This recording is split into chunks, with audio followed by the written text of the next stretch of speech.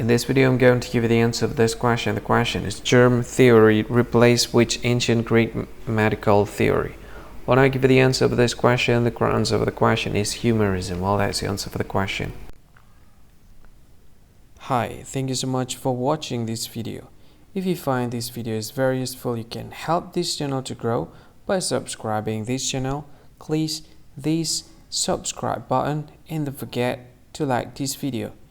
And if you find this video is not really good, or you don't really like this video, or you kind of feel that it's a little bit offensive or something like that, you can click this one, dislike button. You can do that anyway.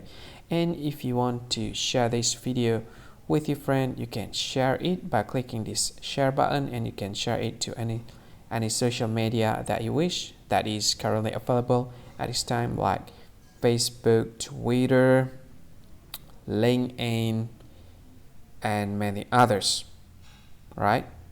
And if you want to add this video to your playlist, you can click this one. You can watch this video later, and you can find more options by clicking these three dots.